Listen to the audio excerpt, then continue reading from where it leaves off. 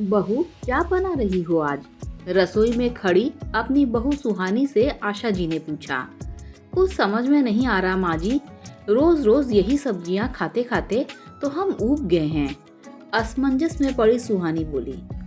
चल तू इधर आ, आज सब्जी मैं बनाती हूँ।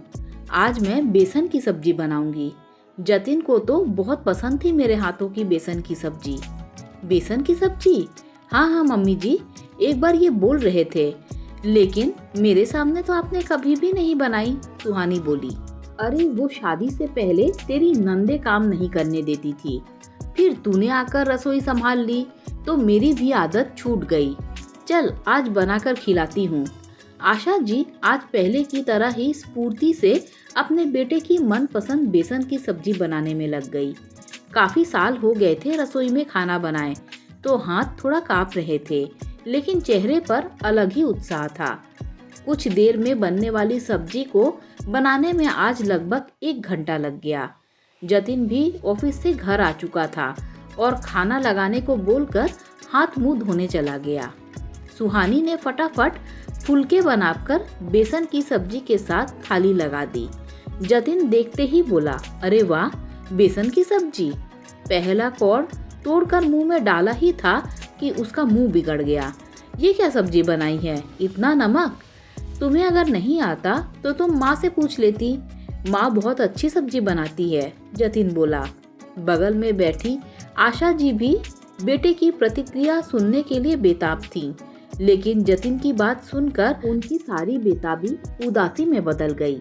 तभी सुहानी बोली, जी वो मैंने पहली बार बनाई थी ना, तो अंदाजा नहीं आया, लेकिन अगली बार माँ जी से अच्छी तरह पूछकर बनाऊंगी, या फिर माँ जी को ही बोल दूंगी कि वही बना दें।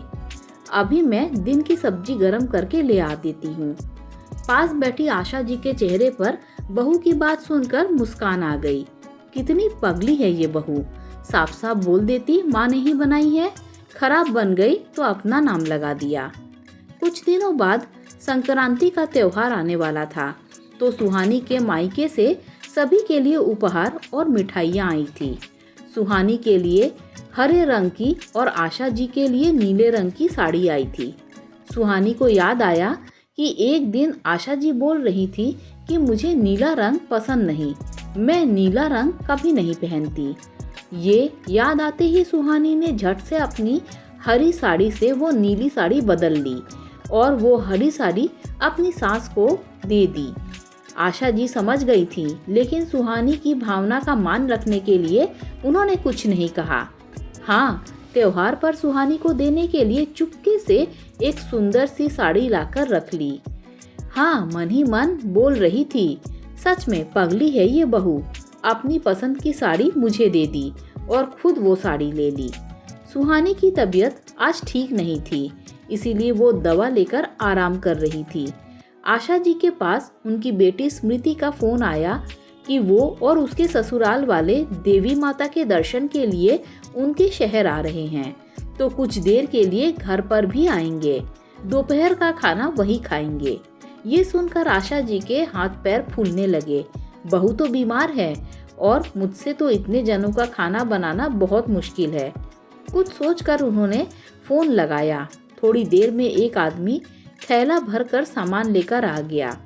उसे देखकर सुहानी ने पूछा, माँ जी ये क्या है? अरे बहू, वो स्मृति के ससुराल वाले खाने पर आ रहे हैं। ये कुछ खाना मैंने पास के ढाबे से मंगवा लिया है, बाकी हम दोनों मिलकर गरम गरम पूरियां तल देंगे। लेकिन माँ जी मैं बना देती, सुहानी सकुचाते हुए बोली। हाँ तो तूने ही तो बनाया है, वैसे भी इतना खराब खाना तो तू ही बना सकती है। और सुन, ये ढाबे वाली बात राज है, आशा जी ने शरारत से कहा तो सुहानी मुस्कुरा उठी। सब ने खाने की तारीफ की और साथ में सुहानी की भी। स्मृति की सास बोली, वाह बहन जी, आपकी बहू तो बहुत अच्छा खाना बनाती है, बिल्कुल होटल के जैसा। आशा जी बोली, हाँ बहन जी, तभी तो मैं खा खा कर फैलती जा रही हूँ। सभी हंसने लगे और दोनों सास बहू एक दूसरे को स्नेह से देख रही थी। सच में दोस्तों, परिवार में एक दूसरे की गलतियां निकालने की जगह उनकी खूबियों को देखें तो रिश्ते कितने सहज हो जाते हैं। एक दूसरे का साथ और सहयोग से ही एक परिवार खुशहाल बन जाता है। आपको अगर ये वीडियो अच्छी लगी हो तो लाइक शेयर सब्सक्राइब कीजिए। Thanks for watching this video.